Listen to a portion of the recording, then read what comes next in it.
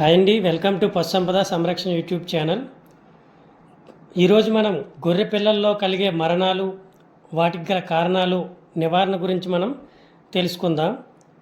సాధారణంగా గ్రామీణ ప్రాంతాలలో చిన్నకారు రైతాంగానికి, భూమి లేని నిరుపేదలకు గొర్రెల పెంపకం అనేది జీవనోపాధిగా ఉంటూ తరతరాలుగా ఆ కుటుంబాలను ఆదుకుంటుంది.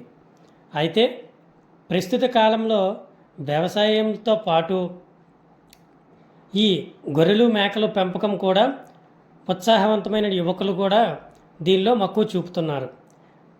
అయితే గొర్రె పిల్లల్లో పుట్టగానే కొన్ని రకాలైనటువంటి మరణాలు తరచుగా మనం చూస్తూ ఉంటాం.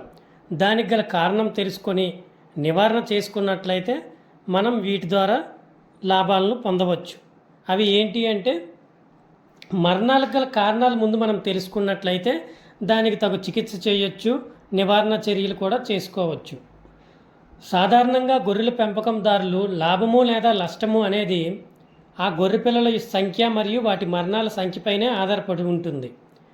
అయితే వేరే జాతుల్లో పుట్టినటువంటి పిల్లలతో పోలిస్తే గొర్రె పిల్లల్లో అధికంగా మరణాలు ఉంటాయి. అవి దేనికి ఎందుకనేది మనం చూద్దాం. ఒక మంద గనక చూసుకున్నట్లయితే ఆ మందలో వివిధ కారణాలతో మరణించే, ముఖ్యంగా జబ్బుల వల్ల 32% మరణిస్తున్నాయి. గొర్రెలు ఈనిన సమయంలో ఇబ్బందులు వస్తాయి. అదే డిస్టోకియా వల్ల 20%, ఇతర కారణాల వల్ల 14% మరణాలు అనేవి సంభవిస్తున్నాయి. అయితే మనం ఒక్కొక్కటి కనుక చూసుకున్నట్లయితే ఒక 4 వ్యాధుల గురించి లేదా ఇబ్బందుల గురించి మాట్లాడదాం. పారుడు, ఎంట్రైటిస్. పుట్టిన గొర్రె పిల్లల్లో ఈ వ్యాధి అనేది చాలా ముఖ్యమైనది. ఇది బ్యాక్టీరియా వల్ల అవ్వచ్చు, వైరస్ వల్ల అవ్వచ్చు, ప్రోటోజోవ్ వల్ల అవ్వచ్చు, అంతర్గతంగా ఉన్నటువంటి పరాన్నజీవుల వల్ల అయినా కూడా కలుగుతుంది. అయితే ఇది ఎలా వ్యాప్తి చెందుతుంది అంటే, పాలు నీరసంగా ఉండి పిల్లలు ఎక్కువగా మేతల బురదల్లో పడుకుండిపోవడం, అక్కడ మట్టి నాకడం వల్ల ఇవి వస్తుంటాయి. అయితే ఈ జబ్బు కలిగిన పిల్లలు నీరసంగా ఉండి పాలు తాగకపోవడం, శరీర ఉష్ణోగ్రత పెరిగిపోయి, అయితే మొదటి దశలో నీళ్ళలాగా అలాగ విరోచనాలు అవుతుంటాయి. అది మనం అప్పుడు ఏం చేయాలి అంటే, వెంటనే డాక్టర్ గారి దగ్గర, పశు వైద్యుని దగ్గరికి తీసుకువెళ్ళి టెస్ట్ చేయించవచ్చు.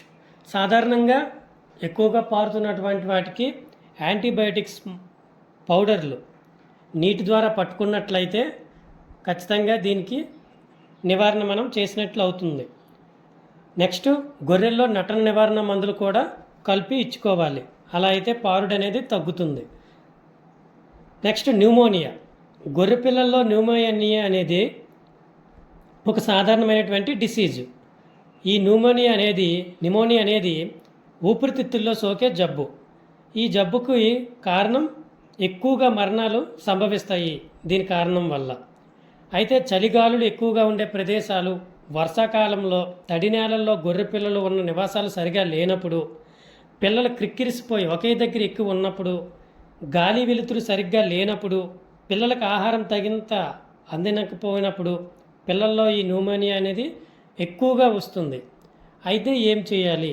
నివారణ చర్యలే ఎక్కువగా దీనికి తీసుకోవాలి. ఏంటి?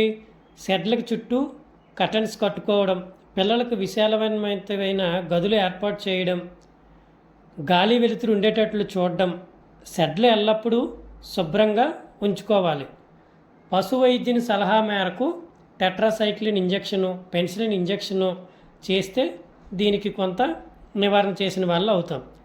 ఈ నెక్స్ట్, యాంటీబయాటిక్స్ కూడా పౌడర్ల రూపంలో ఇవ్వచ్చు.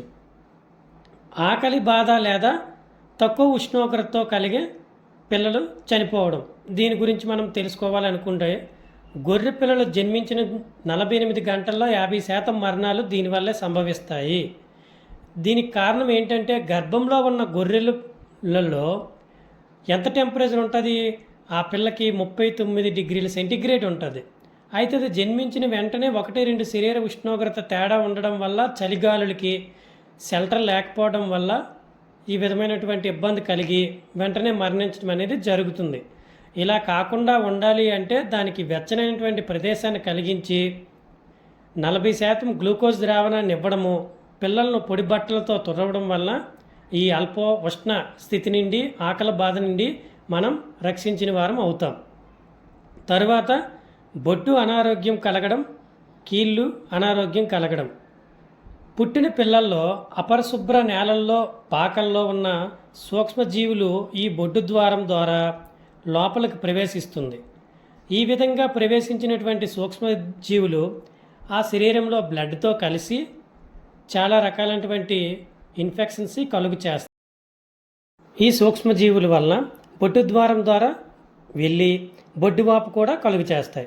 ముందర కాళ్ళు, వెనక కాళ్ళు, కీళ్ళలో వాపు రావడానికి కూడా ఇది ఒక కారణమవుతుంది. చీము పట్టడము, పాలు త్రాగకుండా తగ్గించడం జరుగుతుంది. యజమానులు గొర్రెపిల్లలు పుట్టిన వెంటనే బొడ్డు దారమును కటింగ్ చేయడం వల్ల చేసిన తర్వాత దానికి టించర్ ఐడిని కనుక పెట్టినట్లయితే అక్కడ ఉన్నటువంటి పుండు వేగంగా మాని ఎటువంటి సూక్ష్మక్రిములు, సూక్ష్మజీవులు కూడా శరీరం లోపలికి వెళ్లకుండా ఉంటాయి. ఒకవేళ కనుక ఇది వ్యాధి వచ్చినట్లయితే, కీళ్ళు అనారోగ్యంగా ఉన్నట్టుకైతే యాంటీబయాటిక్స్ మందులు ఇచ్చి దీన్ని మనం నివారణ చేసుకోవచ్చు. కావున యజమానులు గొర్రెపిల్లల మరణానికి కారణం తెలుసుకొని వాటి నివారణ మార్గాలు పాటించిన ఎడల పిల్లలు అనేవి మరణాల శాతాన్ని తగ్గించి ఆర్థికంగా మనం లాభాలు పొందవచ్చు.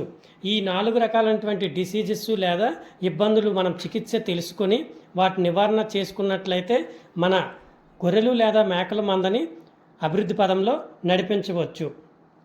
ముఖ్యంగా ఏంటంటే ఒక ఫామ్ అనేది మెయింటైన్ చేసినప్పుడు నీట్గా ఉండడం, అంటే ఈ ఫ్లోర్ అనేది, ఈ మట్టి అనేది తడిగా ఉండకుండా పొడిగా ఉన్నట్లయితే సగం వ్యాధుల్ని మనం నివారించిన వాళ్ళము అవుతాము.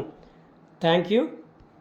ఈ వీడియో కనుక మీకు నచ్చినట్లయితే లైక్ చేయండి, షేర్ చేయండి, సబ్స్క్రైబ్ చేయండి. ఏమైనా డౌట్స్ కనుక ఉన్నట్లయితే, నన్ను క్వశ్చన్ చేయాలనుకున్నట్లయితే మన కామెంట్ బాక్స్లో మెసేజ్